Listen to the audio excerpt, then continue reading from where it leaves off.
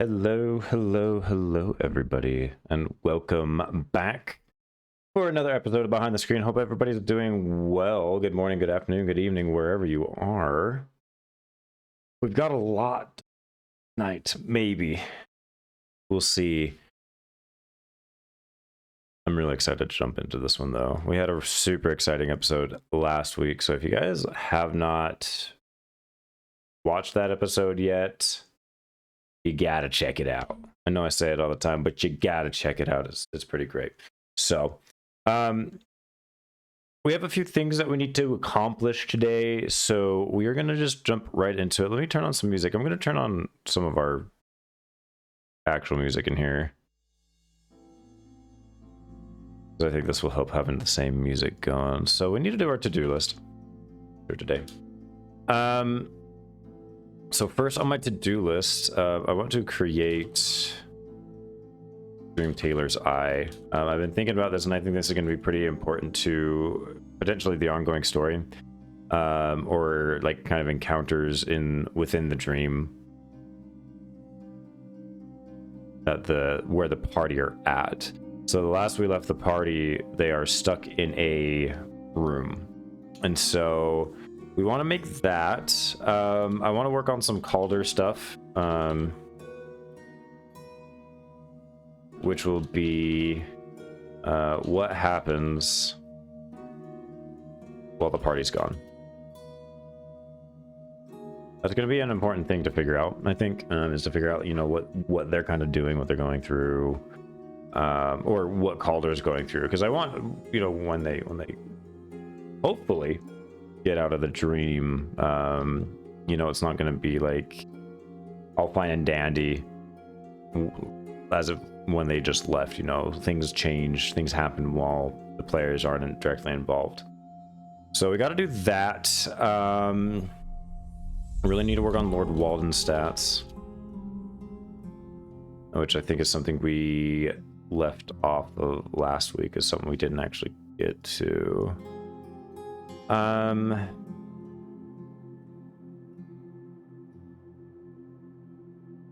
Yeah, I think that's probably kind of, and then what happens next. So I think that might take a little bit longer as the what happens next, so that's where we're going to put it at the end. So what we're going to do is we're going to work on the Dream Taylor's Eye, which is a magic item that the players came across. I was originally going to only have it as a lore item, which is something I give to my players to give them information and whatnot. But I think we're actually going to create like an actual magic item for them, one of them to use. It's a new page below, because this will be the first magic item that the players receive. So let me bring up my items here so we can kind of work on that. So what I want is, I want it to, where it came from, a doppelganger, I want it to give some sort of similar vibe or ability that the doppelganger has. The Dream Taylor is a little bit different of a doppelganger, where it can do a little bit more than your average doppelganger. So work on that.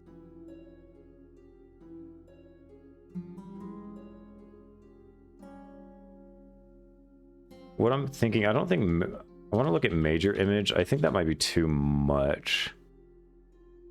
That's a 3rd level spell. That's quite intense.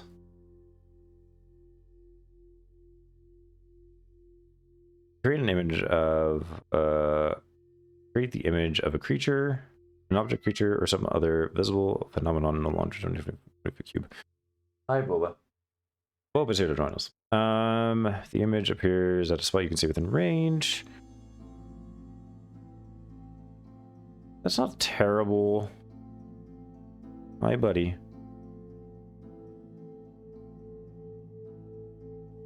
you coming to hang out? Gonna show us what's going on? Gonna help us?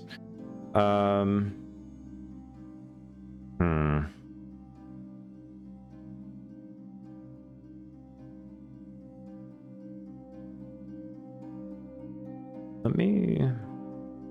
Hi, buddy. Yeah, you're getting right in the way. Balls had a family business phone call today. Totally spaced it was Tuesday. How goes the planning? We just started, Lita. You are just fine. We have not gotten anywhere yet, so you're just dandy.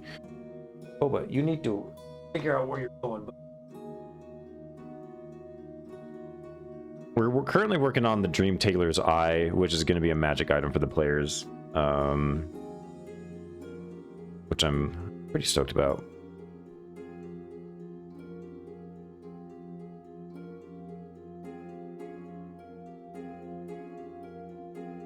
I'm trying to think of exactly what I want it to do.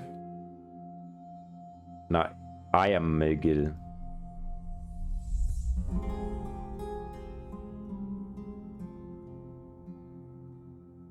So there's mirror image, project image, silent image. What is project image? That's way too much, but I think what we might do is it might be able to reveal falsehoods kind of thing. The Dream Tailor did create, but it also could see through its own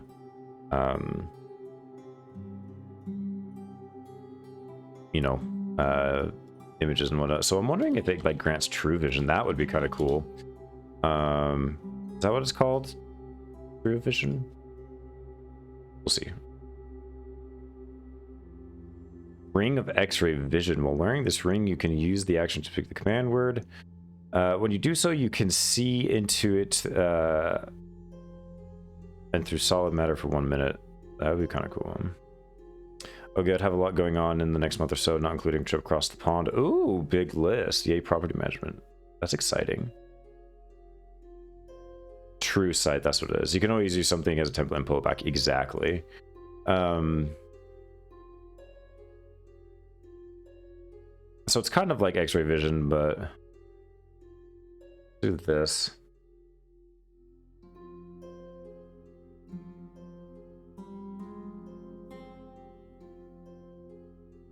Danathor's visor.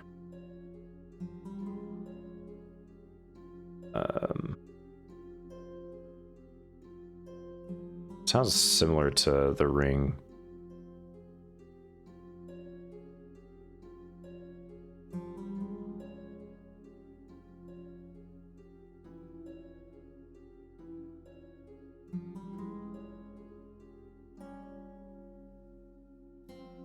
Arcane Eye.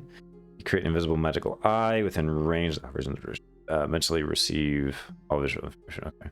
Let's look at vision really quick. Let's look at true sight. So a creature with true sight can add to a specific range, see in normal and magical darkness, see invisible creatures and objects, automatically detect visual illusions, and succeed on saving throws against them, and perceives the original form of a shape changer or a creature transformed by magic. Furthermore, the creature can see into the ethereal plane. I like that. I like true sight a little bit more. I think it makes a little bit more sense.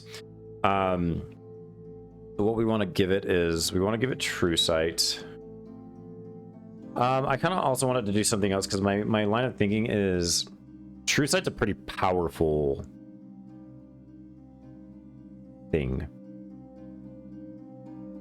So I'm wondering if there has to be what's the give and take, right? What's the what do the players have to give to get true sight? They can attune to it, yeah, sure, but like my first initial thought is they have to, you know, they have to replace it, their eye, you know. I don't know if any of my players would actually do that though, is the thing.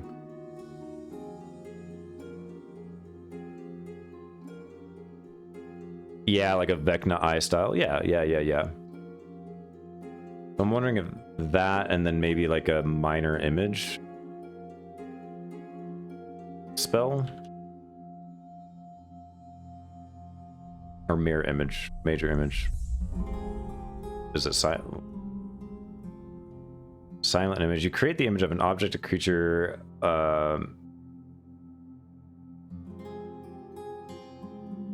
Silent image might be the right one. Mirror image could also be one because he kind of did that. Like I said, I don't want to do major image. I don't think. Look at mirror and silent image.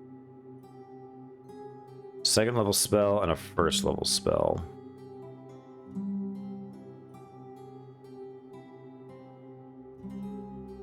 I kind of like the idea of mirror image.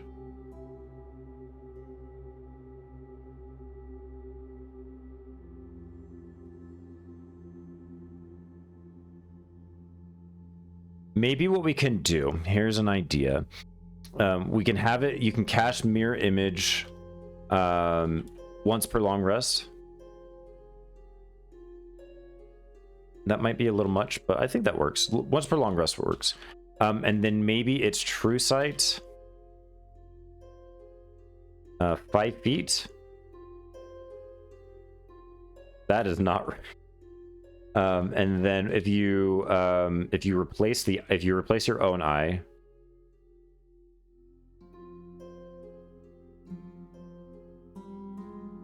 it would be true sight up to like 30 feet or something like that. Could give it charges like a wand. Yeah, that's true. Major image, like having charges on a second level spell seems really strong. So this would almost be like a exalted feature, or something along those lines. Maybe if you actually put you replaced your own eye with it. Because what I'm thinking is this might be the key for them to get out of where they're at. I'm not gonna plan a way for them to get out of this room. I'm not planning this puzzle. I'm letting my players decide how they do it, and I'm just gonna roll with it. I'm just gonna roll with the punches. Because I think this will be the first kind of puzzle that my players will be running into. And, you know, creating puzzles is pretty difficult. And so I think I'm just going to let them roll with it. And they might not even notice this. I don't know if I want to tell my players. I think it will be...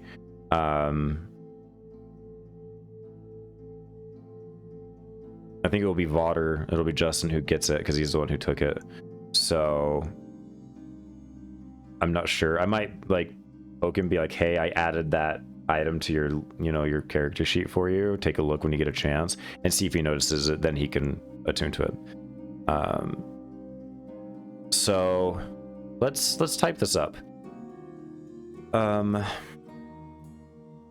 If you sacrifice for it, you get more reward. Exactly. I like that. Because that plays into this setting so much, right? I'm gonna take out my own eye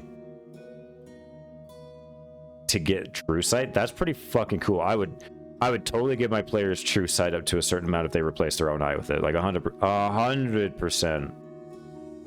You know, I'm totally here for it. Let's do the Kyrogen syringe.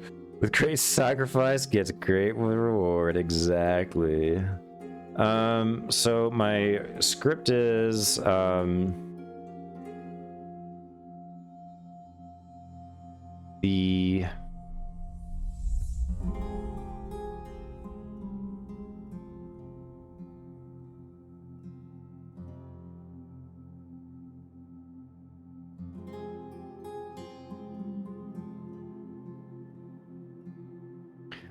the Dream Tailor's eye comes from the doppelganger of the same name. I'll edit this in a second. But would it corrupt them? No, I don't think it would corrupt them, because it's not like a warp stone. It's not. I don't think it would corrupt them immediately. There might be some. I don't think there'd be a huge drawback to it because the Dream Tailor is its own entity and whatnot. So I don't think it'd corrupt them. But I don't know. That's a good thought, though. I mean, old gods and aberrations kind of always ask, what makes you what you are? Is it the physical? Is it the mind? More than that, exactly. And so I like having that idea, and I'm gonna throw in that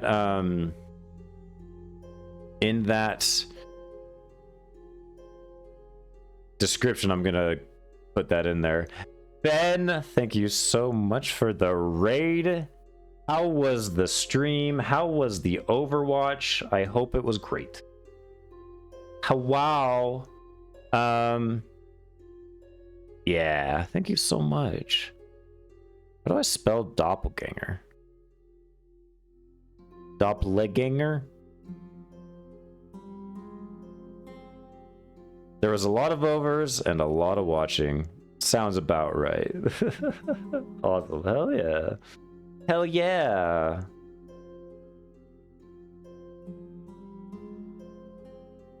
All right. Uh-oh, my OneNote's being slow. There we go. Some hard losses, some wins, some fun wins, basically. Hell yeah. You win some and you lose some. You get happy when you win. You get sad when you lose, but you take it and move forward. You learn from your losses. That's how life. That's life. You know. Let's see.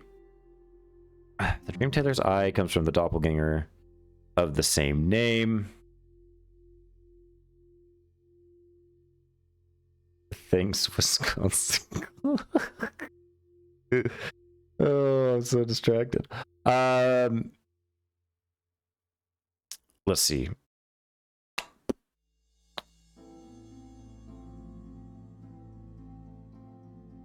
I have a hard time with words, chat. Like, I don't know if you know this. You probably know because you watch me stream D&D and I lose words all the time. I'm bad with words. Sometimes I just straggle. I just straggle with words. The Dream Tailor's eye comes from the doppelganger of the same name.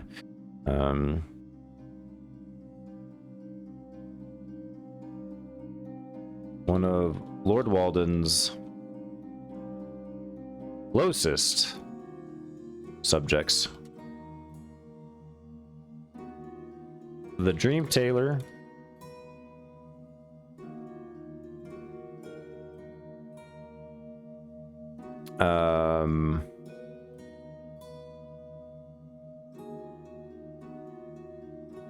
helps impose the curator will within the dream.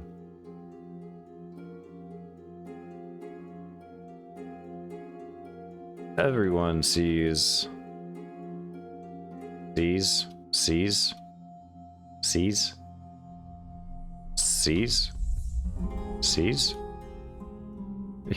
everyone sees a different personage. Is that the right word? Well, they did.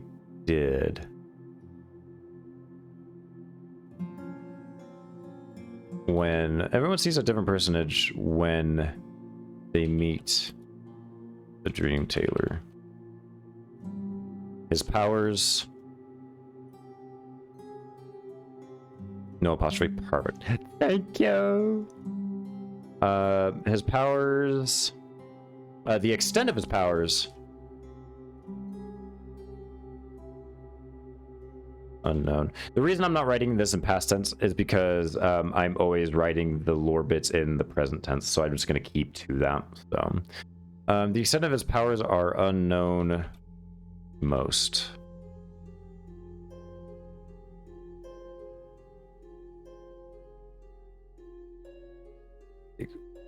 The extent of his powers are unknown to most, and his deception runs deep within the dream. Creepy. Okay. This eye was this what does a doppelganger eye look like? They're kind of like alien, right? Let's zoom in on this beast. Zoom more. Oh god. Oh god. It's like marble almost. Yeah, just sort of milky white. I like that. This milky white eye is still covered in blood and sinew.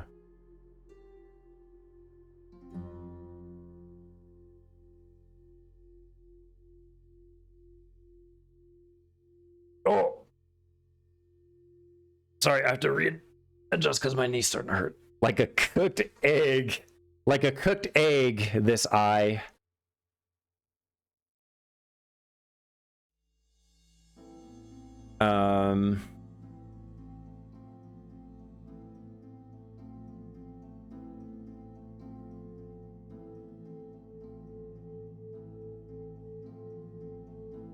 Where'd my thing go?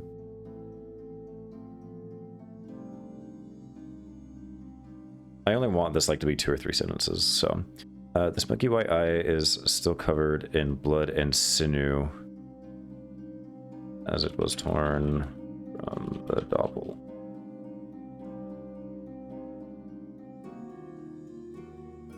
Jesus, I can spell today, don't worry. I'm alert because I shouldn't be watching this. You're good. The milky white eye is still covered in blood and sinew as it was torn from the doppelganger, known only as the Dream Tailor. What's something creepy we could do with the eye? This eye is unblinking.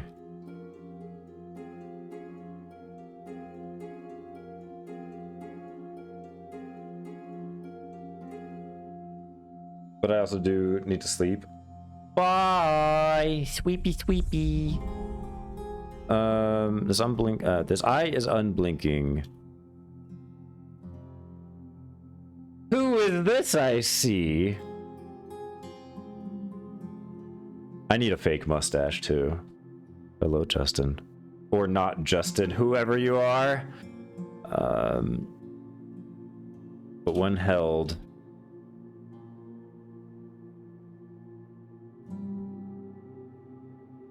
appears to be still looking for something. ...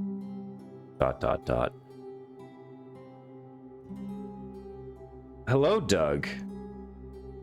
Pleasure to meet you. Welcome. Welcome. I think you're gonna like it here.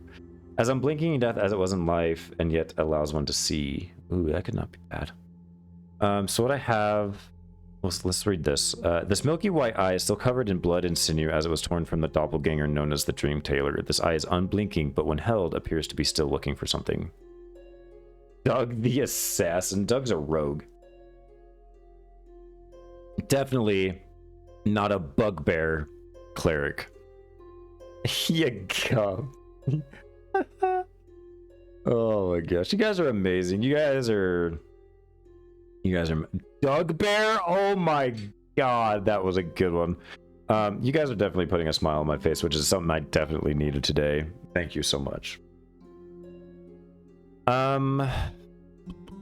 Yeah, okay, I think that's good. And then what we'll do, so this will go to ACN and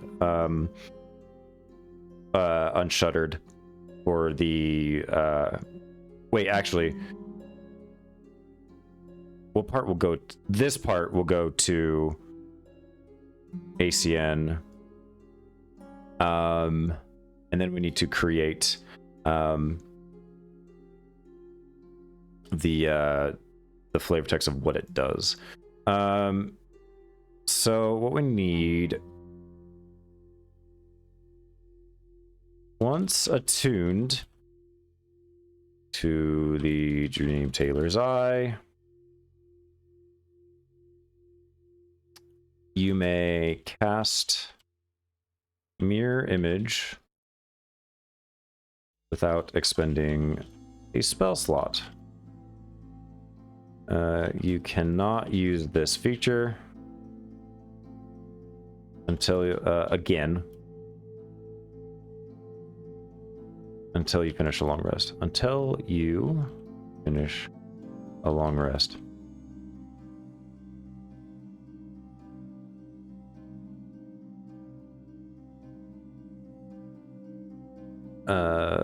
This eye also grants you the true sight ability.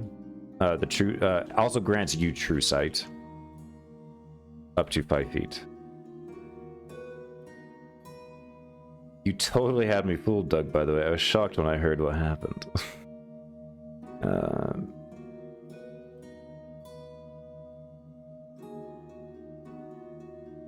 Now, how do I tease?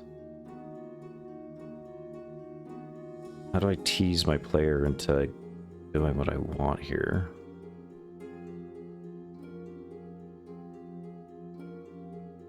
This eye feels like it'd fit perfectly within your socket.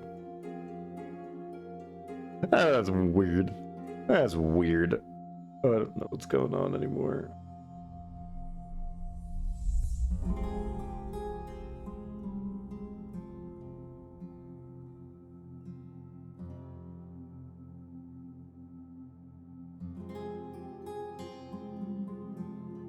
What else is in store? I don't know how to like. I don't know how to do that. Well, I think we're gonna actually create the thing. How do I? D&D Beyond is great, but once you have it like half of a friggin' like on your screen halfway, it makes it so much more difficult to figure out what the hell to do. See, like I don't see this stuff on here. We're gonna create a magic item. Create from scratch. Name the Dream Tailor's Eye. Version 1. Something about the user's own eye feeling cold and itchy while the item is being used. Ooh, that's perfect. That is perfect. Let's do that. Your own eye feels cold and itchy when using the Dream Tailor's Eye. ... to imply that there is more. This is definitely a wondrous item. And then what we can do is we can go bada bing, bada boom, right? Oh, my shit's frozen. Uh-oh. Oh, there we go. Okay, let's see how that works. Requires attunement. Attunement description. Enter the magic item attunement description. Requires attunement. I don't know. We'll take a look and see what it says here. Let's create this. Let's create this bad boy. Okay. Additional information. Has charges. Long rest. May cast the mirror image spell out expending a spell slot. Must finish a long rest before you may use this feature again. The feature. It's not going to be perfect, but it's fine. It's fine. Modifiers. Condition. Add a condition. That's not what I want. Let's add a modifier. Sense. True sight. 5 feet. Additional bonus types? I don't know. We'll see.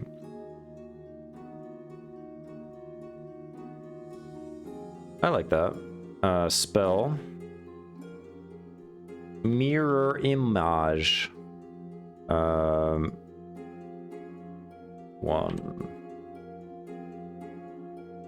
I don't know. Okay, let's save all these changes.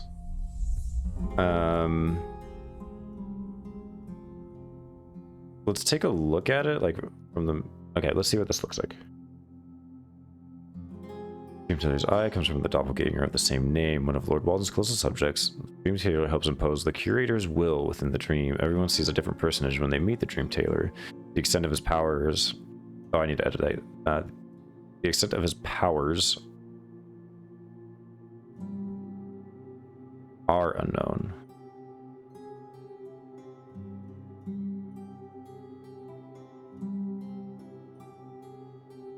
The extent of his powers are unknown to most, and his deception runs deep within in the dream. Once attuned to the Dream Taylor's eye, oh my god, you may not make. You may not make. Jesus, you may cast. Okay. I'm struggling, chat. Okay.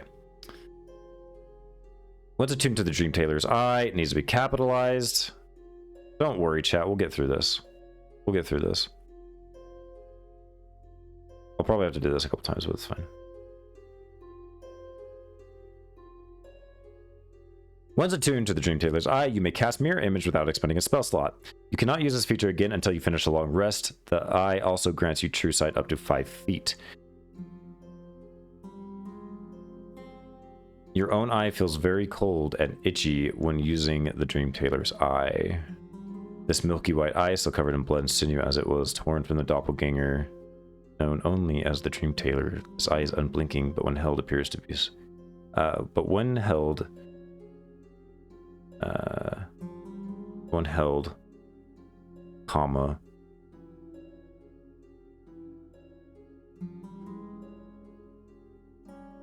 appears... I don't like still. I don't like that word in there. Appears to be looking for something. Lots of eye stuff in Vedranis, stuff that we haven't seen yet. I like this. Okay. I don't have a picture of it yet because I think Gavin's still working on it. But that's totally cool. So what we could do is we can go to the campaign. View campaign. Let's go to Vodder. Vodder's picking up all the lore items. It's hilarious. Manage equipment. He's got the Kyrogen syringe as well. Dream Taylor's eye. Bada bing, bada boom. Add.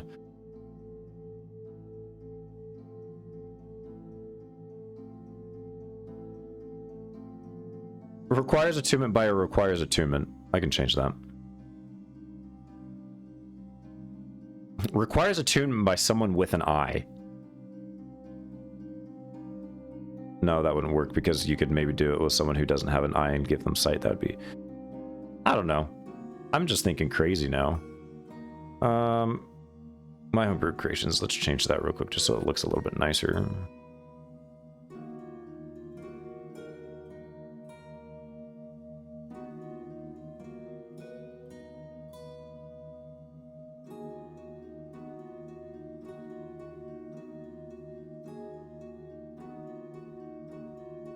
Yeah, we'll just do requires attunement, and then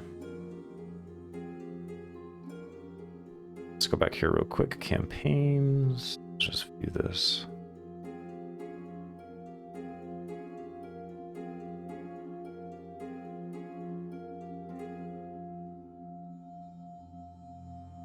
It didn't say saved. It's fine. It's fine. I'm not too worried about it. Yo, I love this. What is this? It's party time?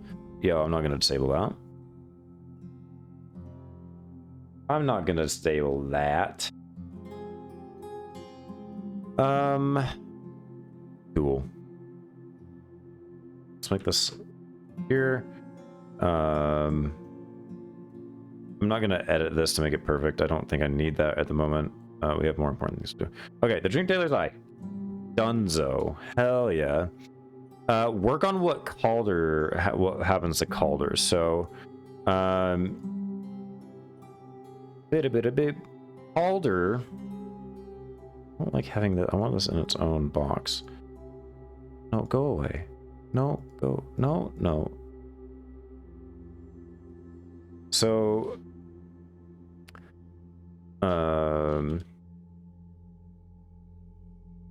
While the party is gone, while the parry is gone,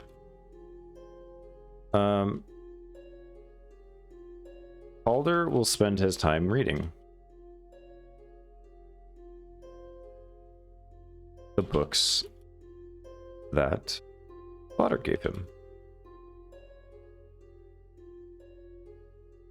He comes across an interesting find that piques his interest, and Calder becomes yeah, that draws his interest. Calder becomes fixated on this. So I know what this is because I already had it planned. So Calder is searching for this thing called the Emerald Tablet. Let me pull up the book that is in. I think it's in the I've been making GIFs, by the way. Do you guys want to see a GIF I made of Derek?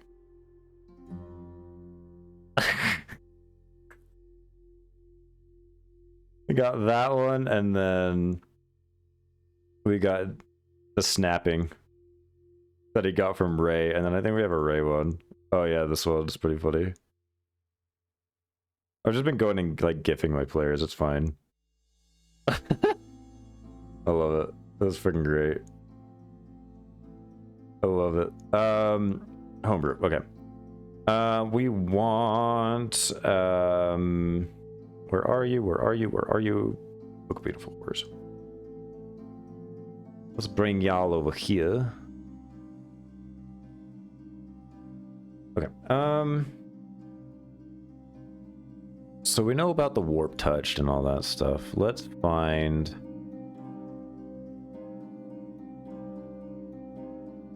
So this is going to be pretty kind of spoilery. So this is where we get into the Alakazir stuff. So the Emerald Tablet. So let's read about Alakazir. Many alchemists do not believe in the existence of the Emerald Tablet, a famed artifact that supposedly holds the most powerful formulas ever discovered. Some few, however, have dedicated their lives to its discovery, and even fewer have actually laid eyes on that. Those that do become Alakazir, armed with the knowledge of the Emerald Tablet. No state is permanent for the Alakazir, no shape sacred. Every phase of life and matter becomes transitory to an ever greater form. Their final revelation comes from the secret of the Philosopher's Stone, transmuting their own heart to the stone and unlocking the transcendence of their final limitation, immortality, coming with power to alter any matter at will. Super fun, cool, in my opinion. Immortal nature, and Alakazir does not require food, drink, whatever, blah, blah, blah, blah, blah. Okay. But what we're interested in is the Emerald Tablet. Among the many treatises of alchemy, none is more famous than the Emerald Tablet, a text akin for alchemists to the Book of Vile Darkness or Book of Exalted Deeds. I believe Book of Vile Darkness was created by Vecna, so that's the level of shit that we're kind of dealing with. Those that laid their hands on the mystical Emerald Tablet understand that alchemy isn't limited to the physical world, but encompasses all levels of reality, matter, shape, and form. The tablet unveils the universal principles of growth and the fluidity of change in all things. Made of pure emerald, its surface is carved with alchemical equations that only practitioners can understand. The tablet can be read from all directions and angles, seemingly revealing new text based on its orientation and puzzling property of its form. It is also said to contain infinite alchemical knowledge, from the secret to create the Philosopher's Stone, how to achieve true I don't know that word, I'm gonna have to look it up, or how to brew the elixir of immortality. The tablet has been lost and rediscovered countless times through the ages, always sparking a new age of discovery and scientific achievements when found. Many attempts have been made to copy its formulas, and some have had some limited success in doing so, but the most difficult formulas always seem to end up incorrect, somehow requiring the tablet's possession to be performed. An attuned creature must spend 80 hours reading and studying the tablet to digest its contents and gain its benefits. Other creatures can read the carvings but glean no deeper meaning and reap no benefits. Benefits granted by the Emerald Tablet last only as long as you have the tablet in your possession. If you lose the possession of the tablet, you lose all benefits that it gains. And so you get these you get these things and whatnot. So the big point is that Calder's not really an alchemist per se, but I think he might start becoming one, because this is this thing for various reasons just really speaks to him in a way. So I think let's look up languages, because I'm trying to figure out what language it would be in. I also want to look up what languages Calder speaks or knows.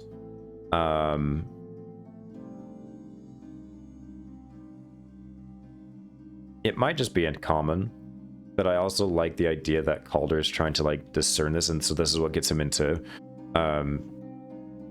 this is what really gets him into alchemy and whatnot. So let's see. Additional senses. Oh, he does actually know deep speech.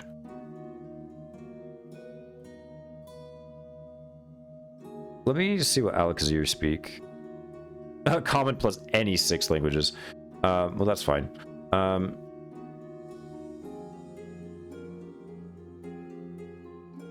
Wait, what?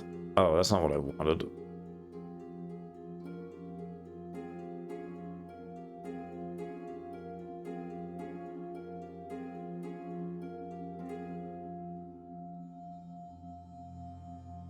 Some cool stuff in here.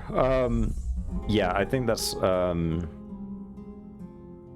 I'm just trying to think of the book. I'm not too concerned about the tablet right now. I just want to get this little potential story arc of Calder's moving and going. So that's what we're gonna do. And then what I'm gonna do is I'm gonna roll a d20 to see if anything happens to Calder. 19. Ooh, I'm interested. Okay. So what we can do, as Calder's reading, what I'm going to do is for each day that the party is gone,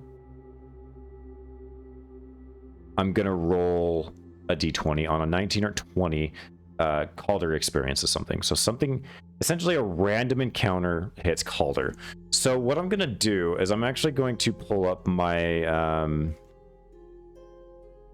Darker Dungeons book, because that actually has random encounters in it, and I'll just roll for those. And if there ends up being a combat, we'll make some rolls where essentially simulate what Calder goes through, because when the party gets out, he could be in a bad state, you know.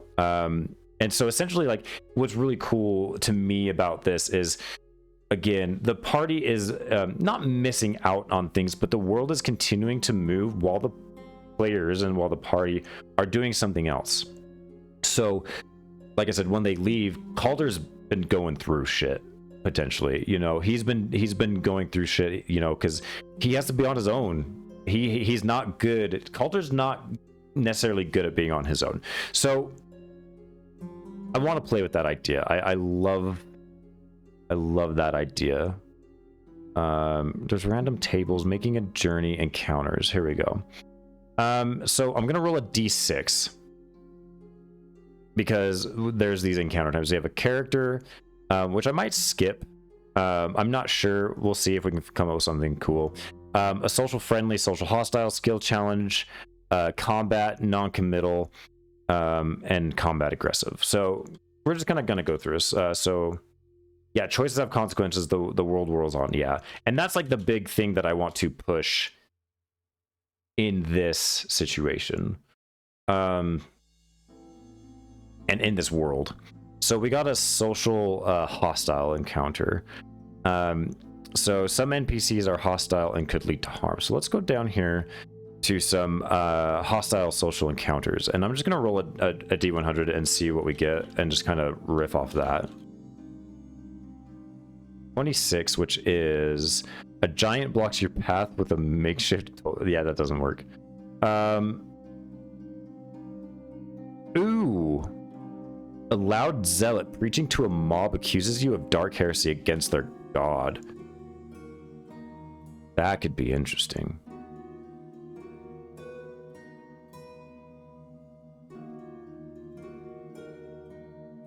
That could be interesting.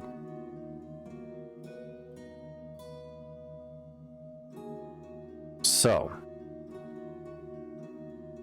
trying to think of what we could go with, because I like the preaching to a mob type thing. That's very something that you would definitely see in the dream.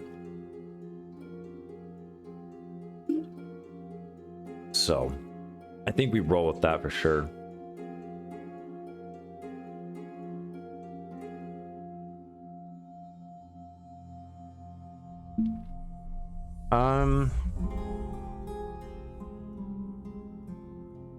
My first I have an idea, actually. So I have an encounter already created for something like this. Yeah, something tricky for him to handle on his own. So I have an idea. This character was mentioned before. A couple sessions ago when the party came across, or when the Waking Wanderers came across the party. I remember Vodder or Kimura asking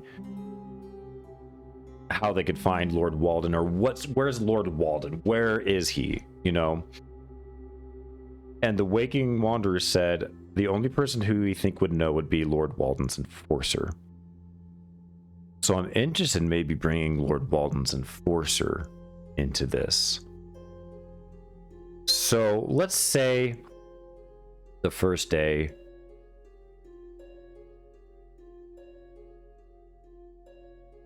I wonder if so he's preaching to a mob, probably of like sleepers and potential people who aren't asleep yet.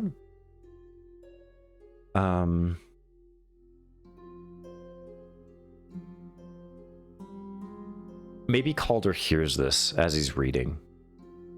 He hears these voices, and he gets very interested.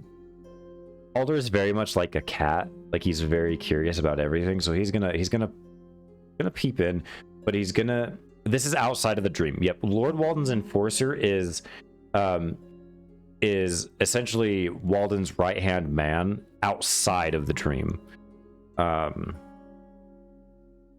So he's kind of like the leader of the sleepers, the people who do not actually, the sleepers who don't actually sleep. So yeah. So Calder is going to, he's going to sneak. He definitely is going to sneak, and he's got a +1. And he's going to leave, I think he's going to leave Mora's rifle. I don't think he trusts the rifle. So we're going to do a GM roll, a stealth roll. So it's a D20 +1. A 10. I actually have stats for Lord Walden's enforcer, so I will roll a perception check for them. I think this is going to be interesting because I think that's a high likelihood of failing.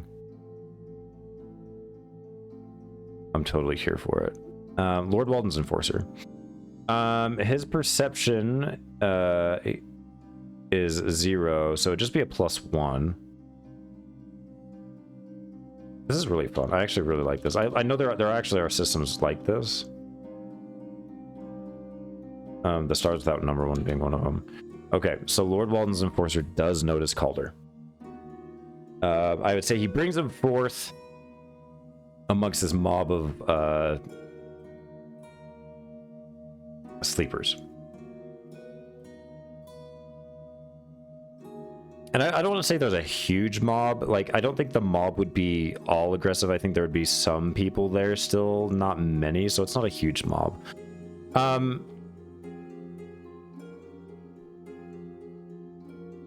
Let's see if Calder can talk his way out of this. I don't want to roleplay the whole scenario about like this is exactly what's said and whatnot, but he's gonna try to persuade his way out of this. He's got pretty good persuasion, so let's do a d20 plus 3. Which he a nat 20. Oh yeah, so Calder's able to maybe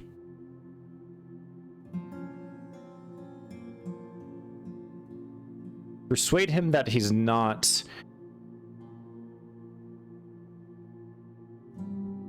maybe he reveals a secret to them or something like that.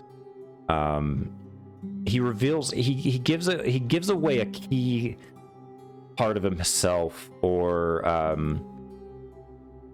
to keep him safe. And I think I know what that is.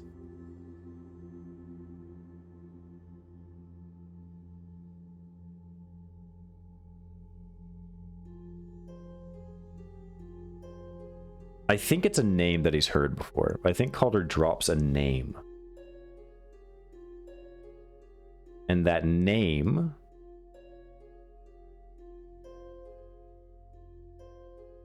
is going to be the great old one that is his patron. So I wonder, great old one name generator. I actually don't know the name of Calder's patron. So we're gonna go to fantasy name generator, and we're gonna do this because this is gonna have consequences, because he's able to persuade the sleepers of this entity that they know about, they've heard, and I think they let him go because of that, but they're very interested in Calder, so that draws more attention to him. Tezti is kind of an interesting name.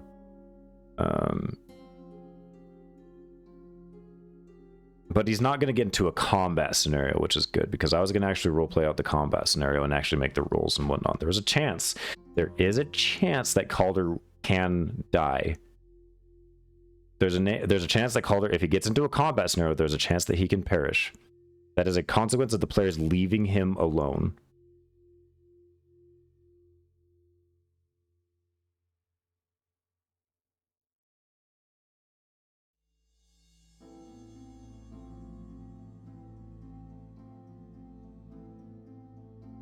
Ooh, this one's kind of cool. Keter Then. Yo, what the fuck? Name generator for the win. I love fantasy name generator. I use it so much. If he dies, will he haunt them? If he dies, I have death rules. That makes it so my death rules are something that I'm keeping very close to my chest. Because I want it to be a big surprise for everybody. Essentially, my death rules allow for players to come back. And it's their choice if they do or not. And I've thought about this before, and I know Calder would make that choice to come back. So if he died, he'd come back. With an asterisk next to his name.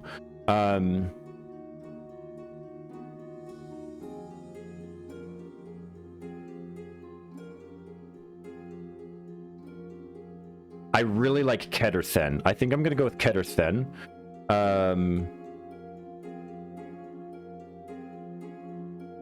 Tries to sneak up on Mob. Lord Walden's Enforcer. But fails. Convinces them. And persuades them that he's not a threat. And might be able to help them. Name drops a name he hears in his dreams, which is Keter Then.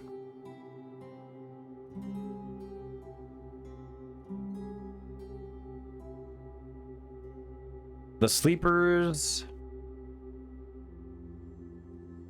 leave Calder to his own devices, but are very intrigued and want something from him. So that's day one. That's like, I can kind of see it, right? The party falls asleep. Calder starts reading this book and is like, oh, like I found something that's super interesting in the emerald tablet.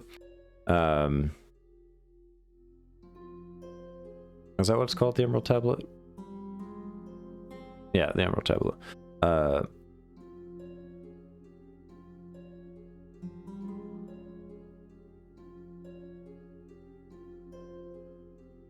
So he's reading about this emerald tablet, getting super interested, and then he hears voices somewhere far off. Tries to sneak his way up because he's very wary. He doesn't want to leave the party for too long because he is watching over them. But then he gets caught. And he gets brought before Lord Walden's enforcer through fear of life and fear of this person who he's heard the name of. He tells them, you know, he's able to somehow convince them that he doesn't need to sleep, because he name drops the first thing he thinks of is, so, you know, racking his brain trying to figure out, and he name drops Ketterthen. And they're like, oh, okay, we know of Ketterthen. Maybe some of them are in a similar vein of Calder. And then they're like, well, we'll leave you to your studies and things like that, but we want to hear more about what you know, if anything, about Ketterthen. And they might want something from him. I can almost start seeing maybe some of these sleepers make like a splinter group and create a cult of Ketterthen. I can almost see that starting to happen because some of these people get so interested, which is really cool because it's the world is evolving and whatnot. So depending on what happens in the dream, what the party does, maybe these sleepers abandon ship if Lord Walden dies or whatever, and maybe the leader of this cult ends up being Lord Walden's enforcer and whatnot, in which like we do like a name change and whatnot. So I'm totally into that. I think that's super cool. I think that is super cool. I am here for it. So that's some good stuff. So we've got that figured out. So we need to work on Lord Walden's stats. So I'm gonna look at the monster manual. I had a couple ideas, I think, about what we're gonna do with Lord Walden. What I also need to do, Vedranis. I don't know if I should put it in the Pantheon. What we'll do, let's do a new page. Create old ones. And then we'll do a new page below, make this a sub page. And then we'll put Ketterthen down there. This is my first great old one of the campaign that I've actually named and whatnot, so I'm super stoked on it. Super stoked. Calder's patron. Whether that's unknowing or whatnot, and we'll have to see. Some of the sleepers know the name. Potential splinter cult. We've seen plenty of like culty type of groups in Vedranis already. I mean, we've seen two. We've seen, you know, the Kyrogen, and we've seen the sleepers. They're kind of culty in their ways, but they're not like true, like Chitaean, if that's how you say it, like Cthulhu-esque, like Lovecraftian cults, where they're doing these weird rituals and I mean, some of them are, but like not to the extent that like an actual cult of a great old one would do. So I'm really excited to kind of delve into this a little bit. So, oh yeah. So yeah, let's work on Lord Walden. I believe I had an idea. Not a capital C cult. It's like a wily cult, you know. And we're trying to erase the C, the lowercase c, and put a capital C. Yeah. I want to get out Volo's guide because there were some guys in there that I wanted to take stats from. Who was the war priest? Oh, that was oh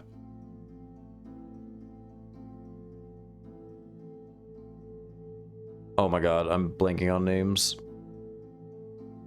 Why am I blanking on the name? Sigismund. Necromancer. Kraken priest. Evoker. Evokers are special wizards who harness magical energy and elemental force to destroy. Many tend to be hot-headed and aggressive. Others are cold and reserved, unleashing their power at just the right moment to exploit an opponent's weakness.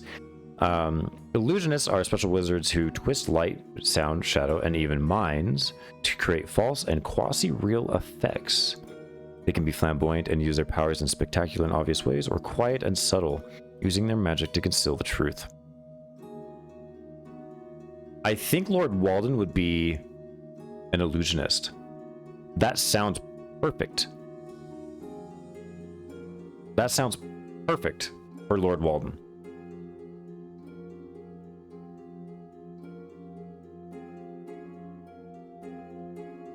We're going to create a little bit more stats for him, I think. The big thing with Lord Walden, the fight with Lord Walden, is it's a two-pronged fight. You have the dream version of Lord Walden, and you have the not dream version of Walden. So the reason I'm doing that is it's interesting. Second of all, with the warpstone and how it's corrupted him so much and whatnot, he's not just gonna die like everybody else. If someone were to die, we figured out this last time. If someone were to die in the dream, excuse me, they would be sent to oh god, what's the word? What's the place? Pandemonium.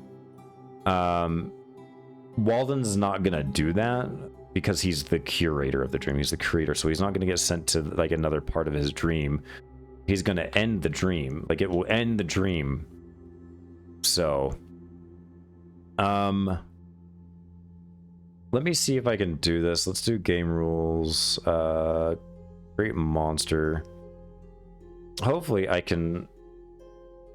Why doesn't it pull everything? Like, it doesn't have all the monsters listed, which is super unfortunate for me to have to deal with. That's really a big bummer. I might just have to copy it over. I wonder if actually, let's go to homebrew, browse monsters. I wonder if someone's created it. Wait, I don't know why I'm doing this. I'm not thinking.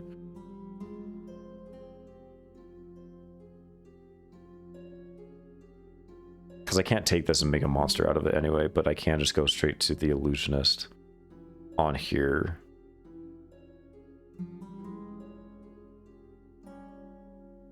I really wish I could edit this. But so armor class 12, 15 with mage armor. We're just gonna say he has mage armor. I'm gonna max out his HP, which would be oh god, that's actually gonna be quite a bit. My computer's been struggling. It's been kind of slowing down. I don't know what's going on with it. Come on, calculator. There we go.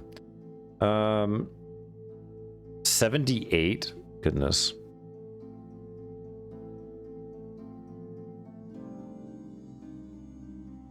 7 times 8 plus 7, so 63. I'm trying to decide how difficult to make this. I don't want to make this too difficult because it's the first big boss that the party is potentially going to deal with. But I also don't want it to be too easy. My thoughts were split that in half, so 63 divided by 2, which is 31. That's pretty easy for my players, I feel like.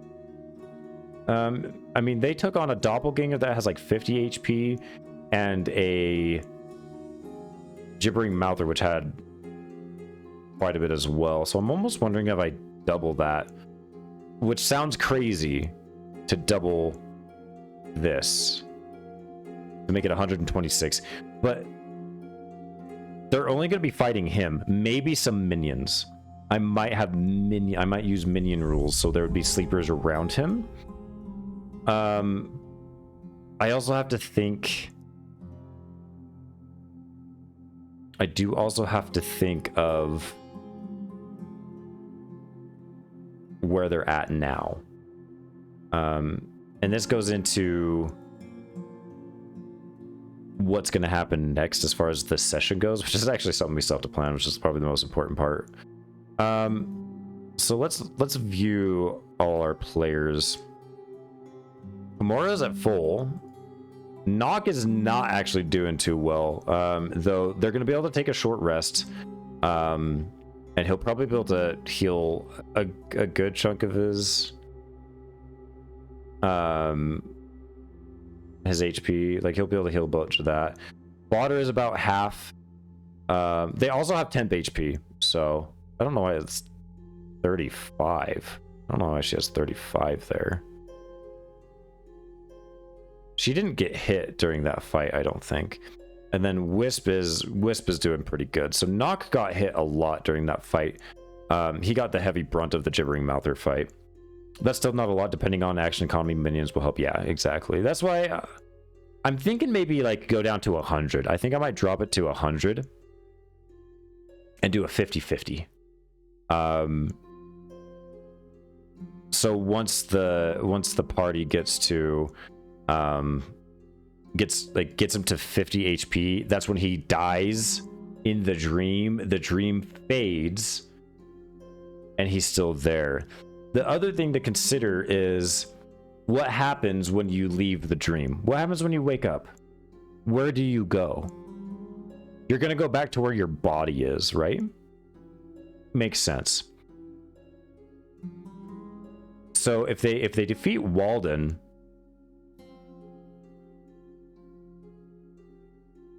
I can see what's going to be happening.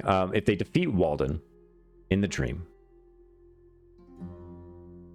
dissipates, freeing everybody who's asleep, sending everybody who's asleep back into their bodies. They're quite a ways away from where Walden's at, actually. So I'll show you on the map. So this is where Walden is, as he's down in this hex right here. They're 4 days away. They are still 4 days away from where Walden actually is. So that fight actually, like that second pronged fight, probably won't happen for a while. And what I think will be interesting as far as the session goes, I think getting them to Walden and the Warpstone immediately is going to be exciting, because they're going to be like, oh, we got here so fast, this is so great, let's kill this motherfucker. They defeat him, it's super easy, bada bing, bada boom. Yay. We fixed the dream, we saved everybody, we got our friends back. Except Lord Walden is still around, and he's angry, and he's old, and he's decrepit, and he's insane. You also brought the Warpstone back into the material plane, back into Rick and Row, because Walden took the Warpstone into the dream with him. So what happens, and I said this last time, what happens when the warp stone all of a sudden can, you know, Walden and the warp stone have an interesting thing. They're almost like at odds, and they're kind of pushing against each other like this, right? So the dream is allowing the warp stone is allowing the creation of the dream, but Walden is imposing his will against it pretty well. And so that's like the standstill. The dream is the standstill of these, like, this tug of war. What happens when you dissipate the dream is the warp stone is free and can full front push everything. So what happens to everybody else when you leave the dream? Everybody who's been inside the dream is going to go insane. Every single person will go insane and have some sort of madness. The party will also have to roll wisdom checks to make sure they don't take on a short-term madness. Kimura probably a long-term madness because she's been keeping the little stone with her. Which I don't know. She might have advantage on. I don't know. It's an interesting thing. So, Unshuttered, Gavin! I'm late to behind the DM scenes party, but here nonetheless. Dude, thank you so much for your 2 months. I can't believe we've been doing this over a month already. Goodness gracious. We're on episode 6, everybody. Dude, thank you so much for your continued support. I appreciate you. You've missed a little bit, but you're here and we're happy. We're here for it. So, getting back to where it is. So the party would have to travel back here to where the warpstone in Walden is to have that second pronged fight with him, which is good and bad. Hello, ACN. Welcome. Essentially, the good thing about it is, you know, they can recoup a little bit. If they wanted to head back to Hallow and rest, they could. There are consequences to that. Or they could head straight in and try to fight him again. Or the party might not realize what's going on. I'm gonna be very not subtle. The opposite of subtle. I can't words today. Very blatant about what's going on. Very blatant. It's gonna be horrifying.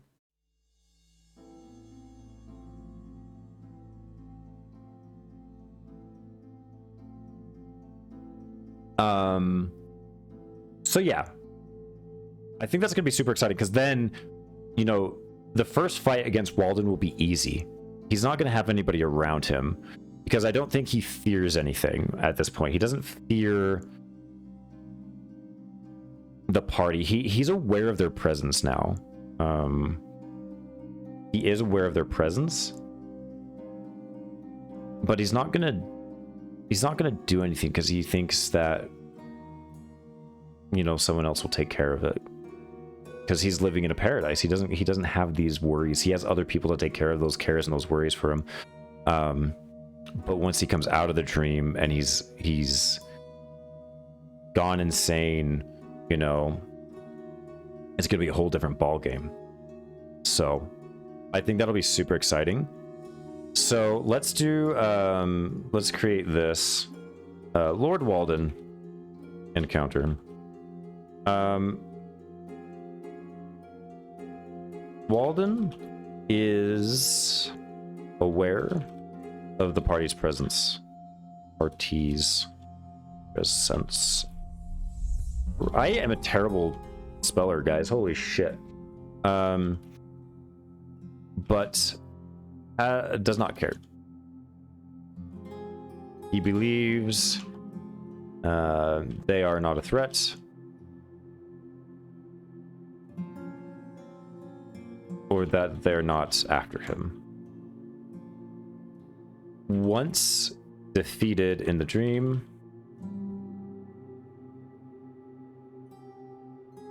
will become insane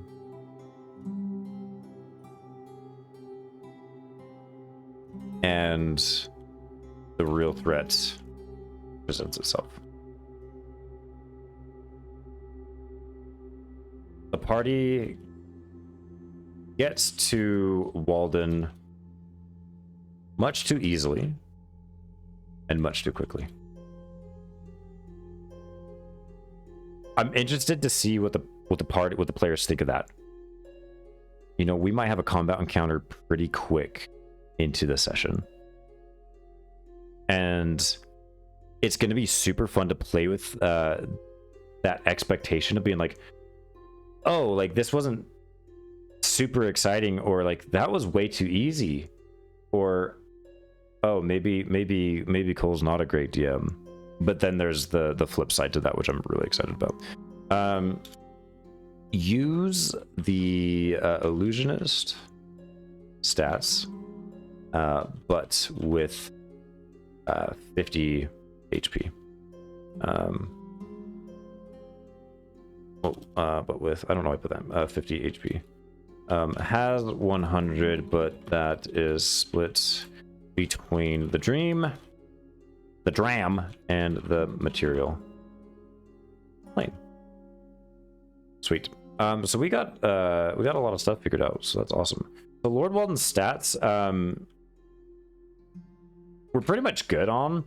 The one thing I might change is once he's outside of the dream, I might add a couple more things there. We'll just have to see. It just really depends on what happens, what I think might happen. We'll give him a madness and whatnot. But he's got a lot of stuff he can use.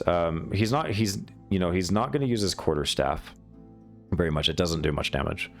What's gonna really be the his bread and butter are obviously his spells. Invisibility is going to be a big one, I think. Use that to his advantage. Mirror image, that's going to be a big one as well. What is Phantasmal Force?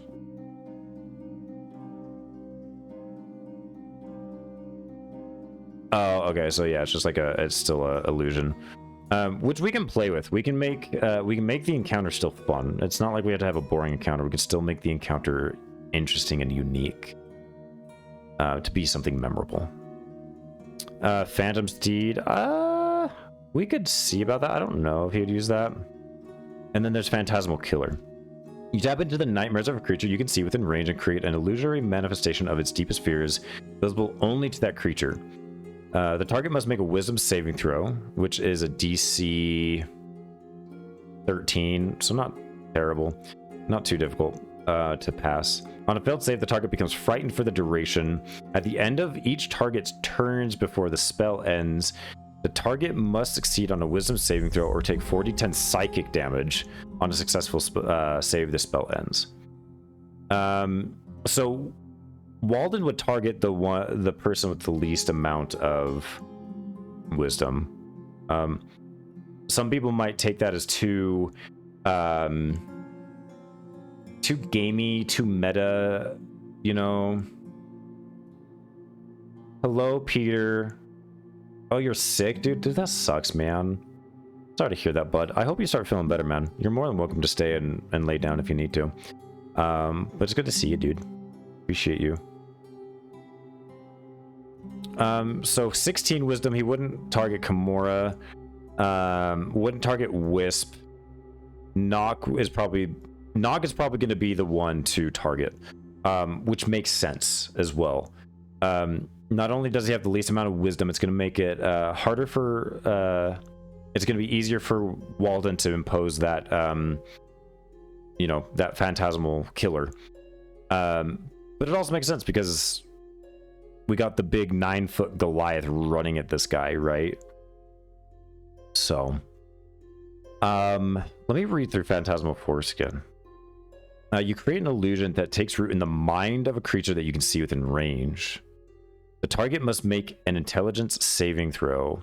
On a failed save, you create a phantasmal object, creature, or other visible phenomenon of your choice that is no longer than a cube and that is perceivable to the target of the duration.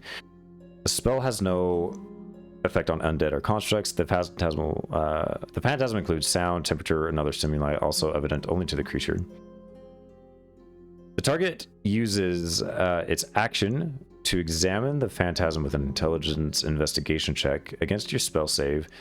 If the check succeeds, the target realizes the phantasm is an illusion and the spell ends. While a target is affected by the spell, the target treats the phantasm if it was real. Okay. So my thoughts are using this and mirror image to create a like an interesting scenario. So what we're gonna do, oh my god, I'm gonna delete these actually. I don't know if I want these anymore. I don't think we're gonna use them, so I'll delete these. We might use those, we might use that, we might use that. We're just gonna create a new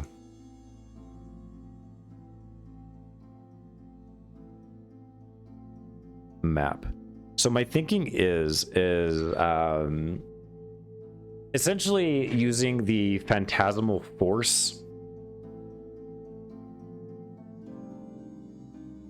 as a way to set the scene, so the players see again what they think they want to see or something like that. So everybody sees something different. And then essentially I can kind of see Walden being like up on a pedestal or something like that, and there would be his mirror images already cast there, and so the players wouldn't actually know which one is actually attacking them, so it might take them a little bit to actually figure out which one's the real Walden, essentially. So yeah, we might just reuse a similar asset that we've used. I actually really like the castle one that we used for the other fight. It makes sense. Let's pull one of these up. And I hate reusing the same type of map, but it kind of works. I like that one. Let me make it smaller. I'm just gonna pull a bunch of these on here that I think would be cool.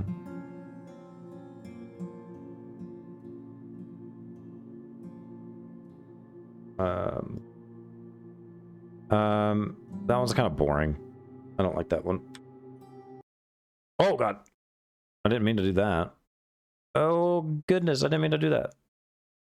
We'll just launch back in. Okay, we're fine. We're all fine here. How are you? Hassle-free castles. Oh, that rolls off the tongue, that does.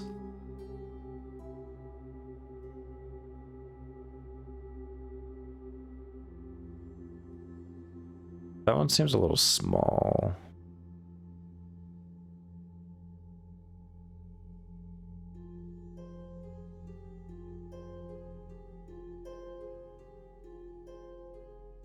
Ooh, that could be interesting because then what we can... I like this one a little bit. It still seems small. I like this one because it's more open. It's kind of like a battle arena. Combat is one of the things I'm probably the most difficult at as far as my D&D prowess, tabletop prowess. Combat is definitely the one that I struggle with the most. But the battle maps, I mean, they don't need to be perfect, right? They just need to help convey an idea, you know, and we're kind of limited on I get a tiny bit limited on resources, but we can make this pretty big. I'm not too worried about that.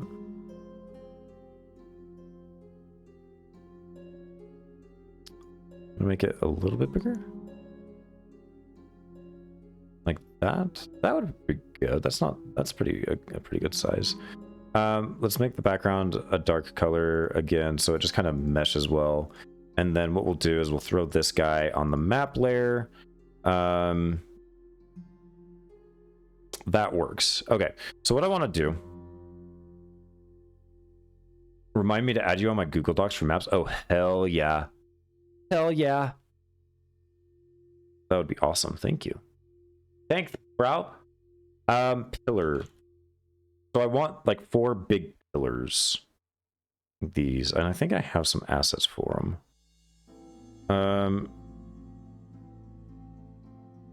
Maybe I just pull this on here. Oh, hold on. I thought I had some pillars, right? I don't know if they're the exact ones that I want. Ooh, we can dress this up with like coins and shit too. Though the party's not going to be able to loot in time, I don't think, because right when they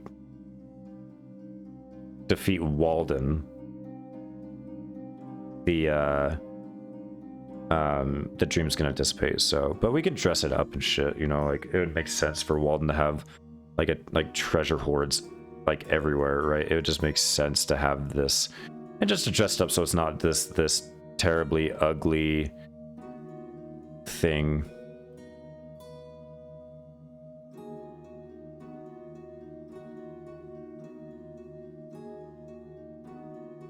All the treasure. It's actually a dragon sword right here. They just will never know. So I'm gonna use this. This is gonna let me copy this and paste it here on the map. Because essentially,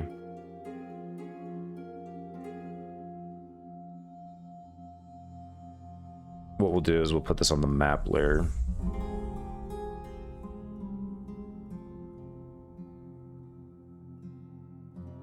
Oops. We actually want all of this on the map layer, so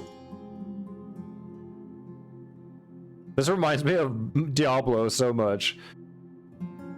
I love it. We can throw a bit more. Oh god.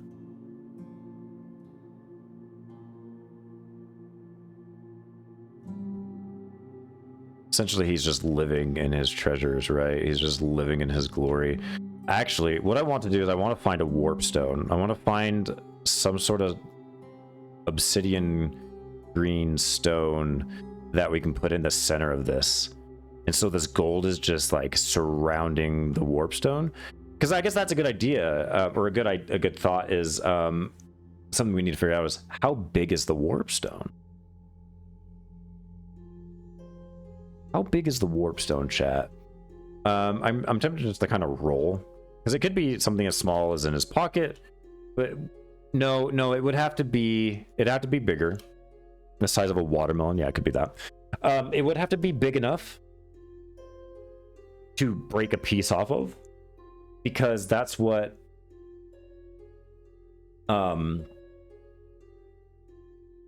that is what's the word I'm looking for?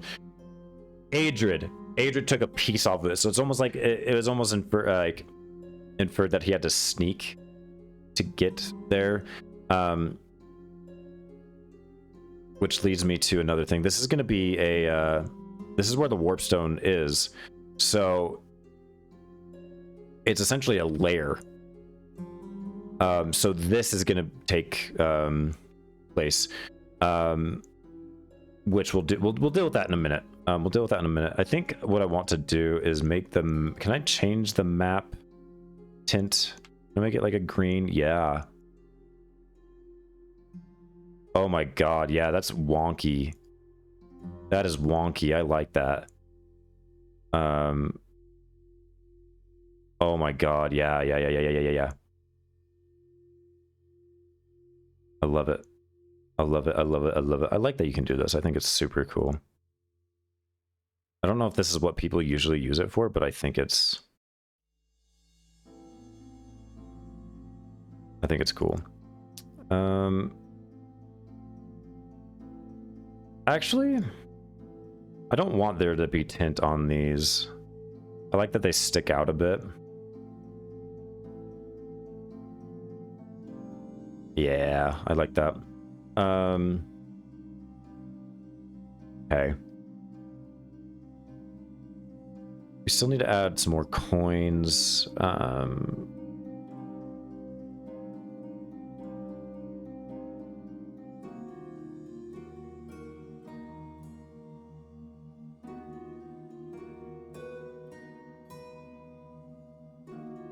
There's some cool chests and whatnot, yeah.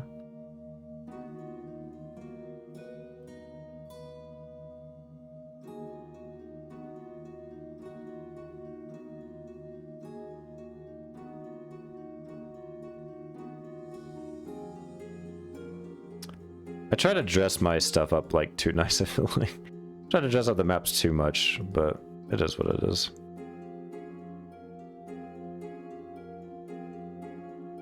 Okay. Let's see if we can find a stone. Obsidian? I want everything. I don't want...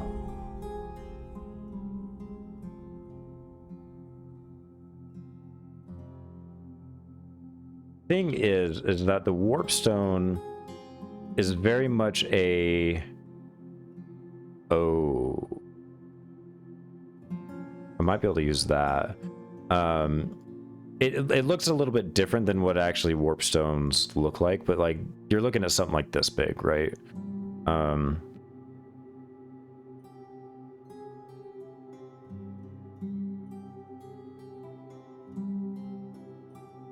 So I wonder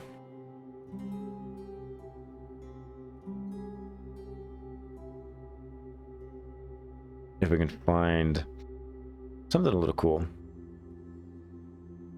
I end up using labradorite as to what it looks like. Ooh, let me look that up. Oh yeah, I can kind of see that. Yeah, see mine. Mine is definitely like obsidian or granite. So like what I see like is this like black stone that kind of shines like a granite does. Like there's different types of stone in it, and then it has the green lines and green veins in it. I don't want to like waste too much time. I love the color. Ooh, I like that. I don't want to waste too much time on it. So what I'm gonna do is I'm just gonna. I hope this works.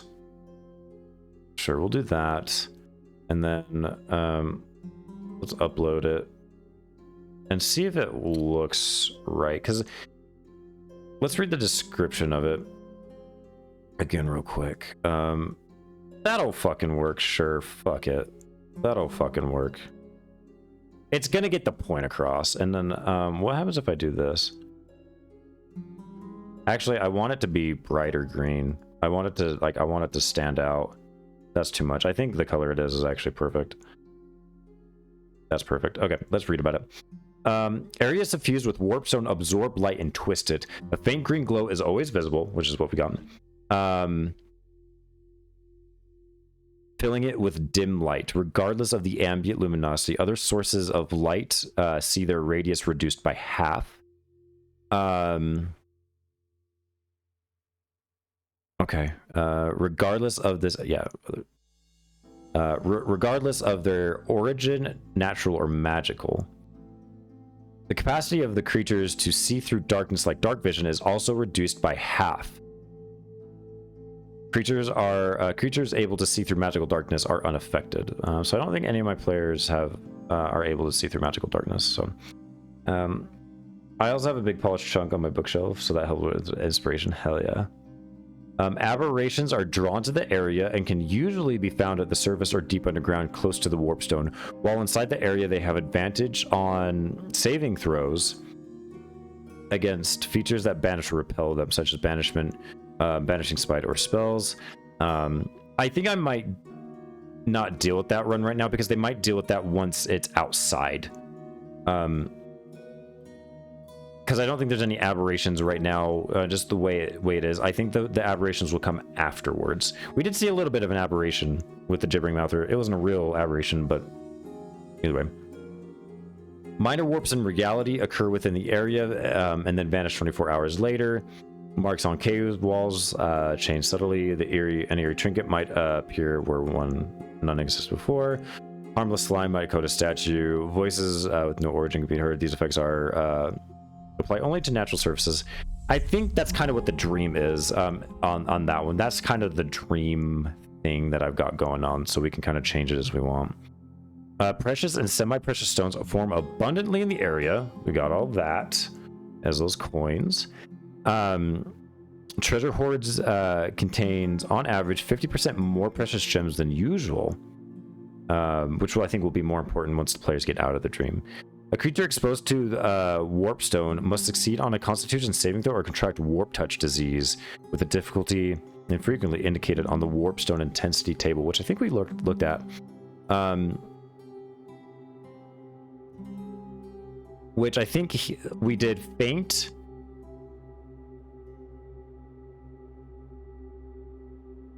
for Kimura.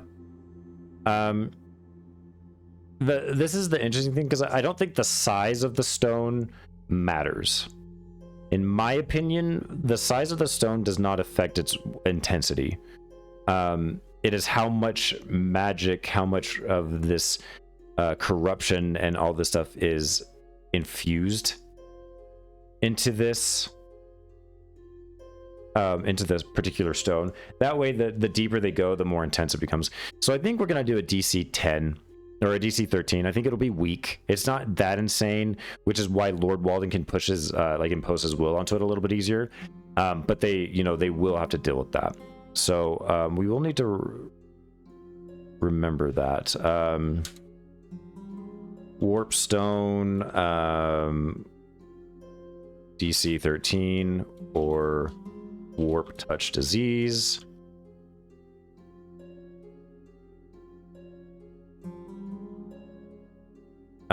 And then what we need to do is I'm trying to decide if we want to do lighting or not. Like, I don't think this is that big of a room. It's actually pretty decently sized.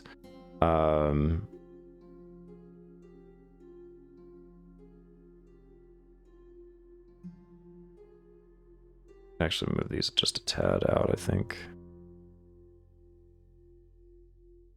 And then, yeah. Dynamic lighting is always cool. Yeah, that's true. We could mess with dynamic lighting a little bit. I don't think it would be... The problem is I don't think it would play... I'm trying to think of how important of a factor it would play in this case. Like, it's not gonna... Like, where they're at in this room, it's not gonna really affect the combat that much, because they're like essentially in an arena. So what is that gonna actually do? What is that gonna add? So I don't think I want to do that. Like, it might become a case later on.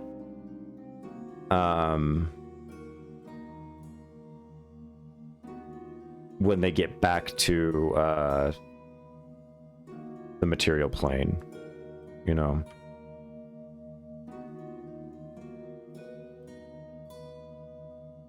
So we won't worry about that now, and like I said, we can pick and choose what we want. Like, that's totally cool.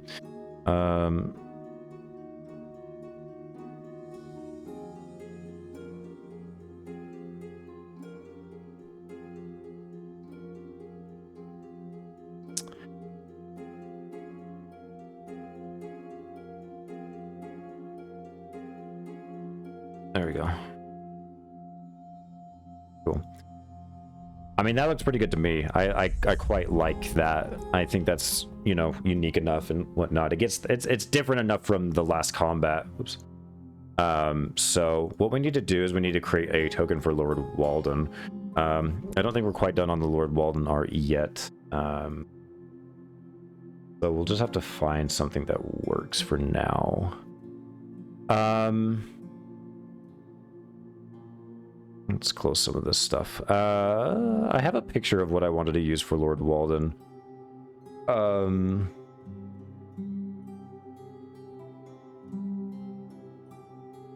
Which is this. Can I reverse Google that?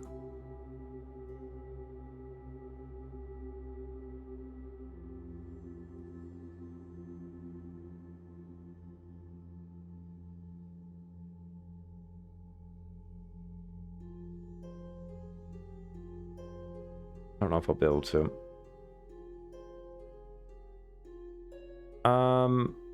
What did I even search for when I found this? I should keep the links. Do I have a... Hold on, I might actually have it in, like, my tokens. D&D. Oh god. Here we go. If you see it, tell me to stop, okay?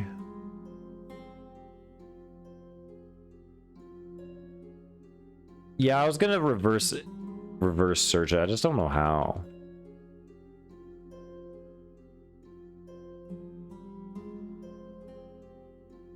What's that? Oh God.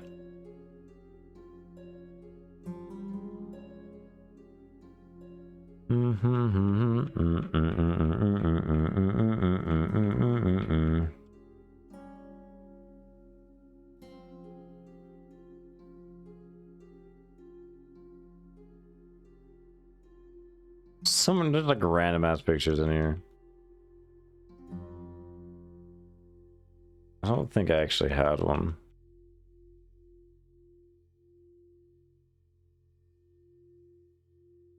Yeah, unfortunately I don't.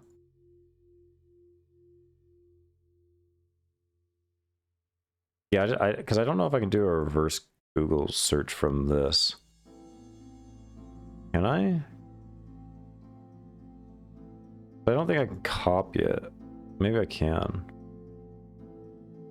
Can I save it?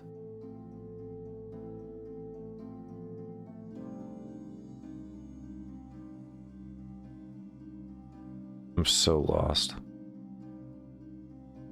I'm so lost.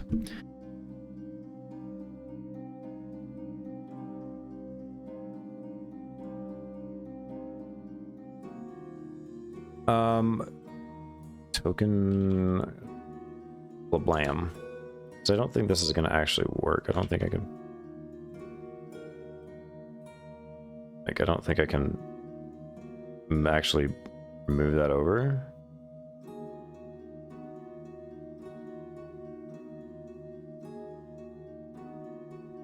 Picture.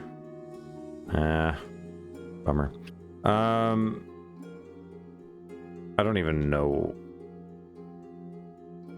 what I use to search that.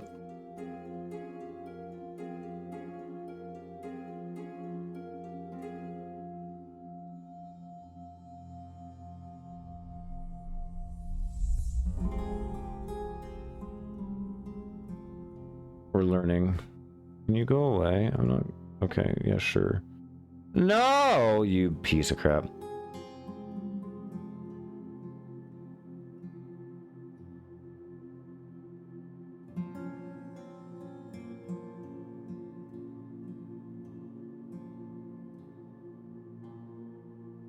Let's see if we can just find a different, like an actual token for the time being. I also need to bring my players on here.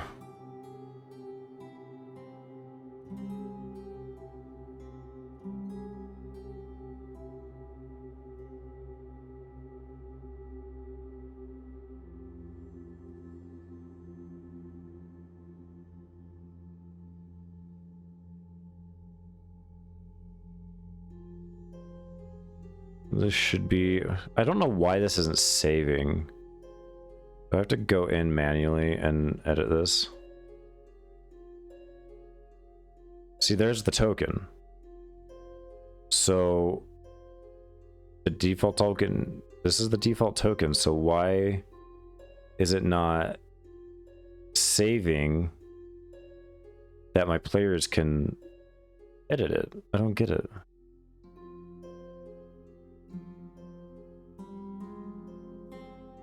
Let's do all players. I'll just do this again. I don't know why it's not saving properly. It's been really dorky.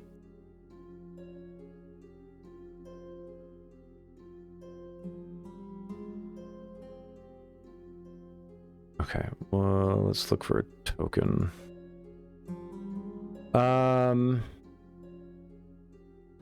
Just look for mage. So we don't need anything. I wonder if I actually have something here that I didn't save but got uploaded properly. Actually, I could, what I'll do, I know I do have one somewhere that I used. I think it's in the free assets. I think it's in the Pathfinder ones. Just use a token from that for now. Was a human or was it an elf? It was a human. Because this is the one I use for, it's the one I use for Lord Walden's Enforcer.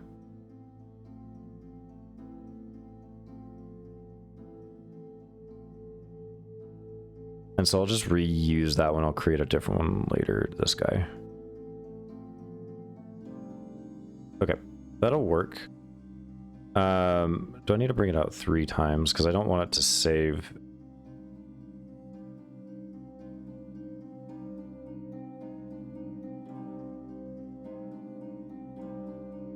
There we go. Which is the real one, though? That is the question, chat. I don't want it to be this one. That's way too freaking easy.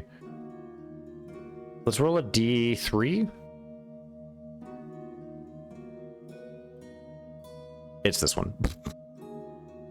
Alright, that's fine. Cool beans. So we know he has 50 HP. 50 HP. They should be able to see that. How about you save?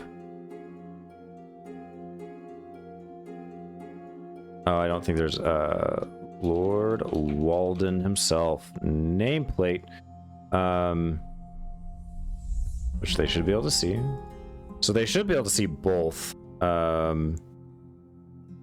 I'm just gonna have to do this for each one. Unfortunately. Let me look at the mirror image spell, actually.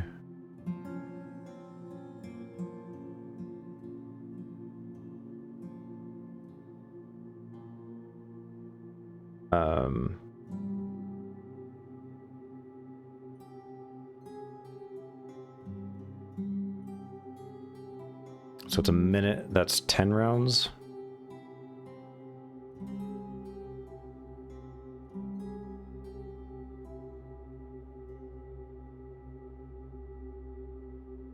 So they've only got 1 HP, so what we can do... I mean, 1 HP is going to look the same as 50, as far as the bars go. Controlled by Lord Walden. Well, I mean, that's technically true. That's technically true. But we want them to be able to see that, yep. Okay. 1 out of 1.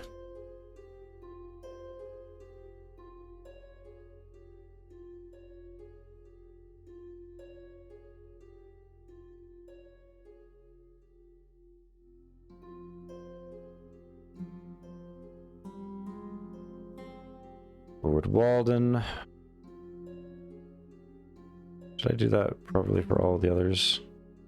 Yes, I think I did. Cool. Okay. Just double check that can I all see.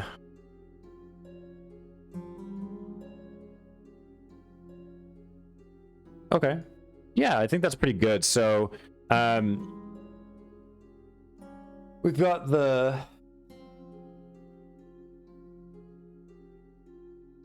We've got the encounter set up. We've got... I think that looks really good, actually. I'm quite happy with that. These pillars are going to be like 10 feet tall.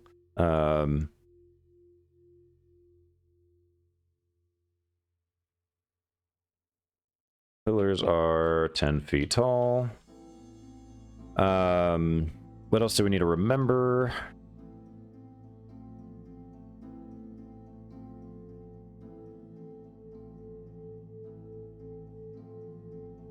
I think that's about it, honestly. His bread and butter spells are going to be like poison spray. I mean, I could get really crazy with it, and we could get into like the minor illusion, major illusion, and things like that. But I think for this one, I think where it's the dream, I want to save that stuff for the bigger fight and get a little bit more crazy with the big fight. I think that'll work well. Oh, we need to mark that he has 15 AC. 15, which will be his AC. And then I also want to put 10 rounds, because this is his,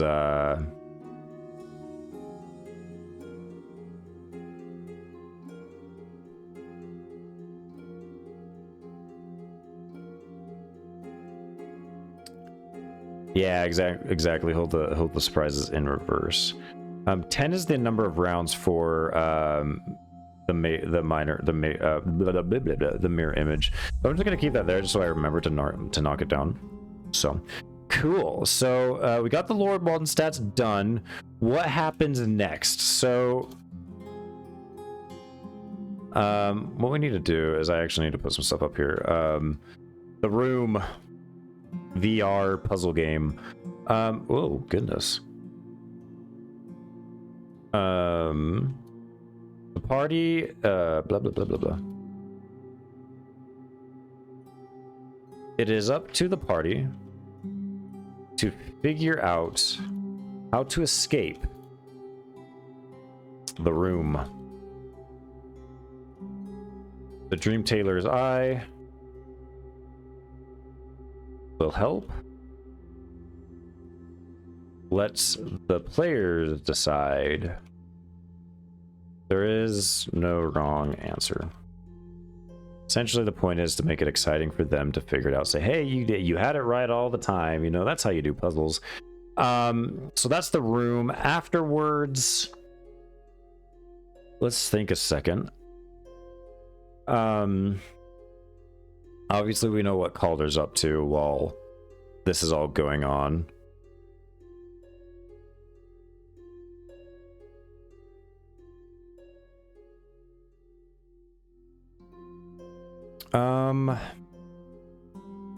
Trying to think if there should be another encounter, another something, right? Like that's what I'm trying to decide is if there should be another something or other before they get to this encounter.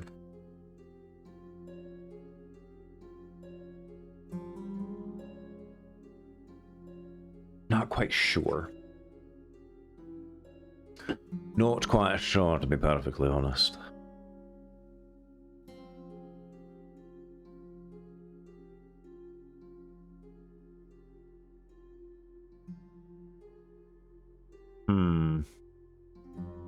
I'll have to think on it.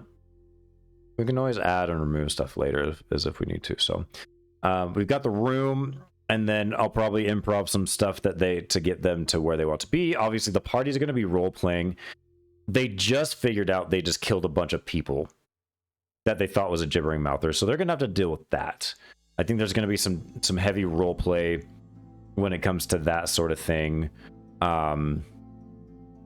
You know, I think that's going to be a major part.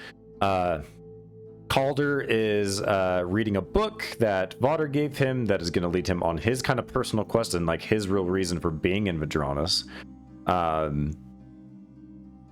If you guys weren't here, we kind of made some rolls to figure out. So every day that the party is gone, which I think it's only going to be a day. I don't think they'll be gone. Obviously, they won't be gone that long because it's the same amount of time. Something happens to Calder. On a 19, I roll a d20. On a 19 or 20, something happens. We rolled a 19. So Calder got, he heard some voices and he went to kind of investigate. Lo and behold, it was Lord Walden's enforcer. And he tried to sneak up on him and the mob, a group of sleepers and things like that. And he wasn't able to sneak up on him because they found him, but he was able to convince them. He rolled a nat 20 on his persuasion check to not like harm him and whatnot.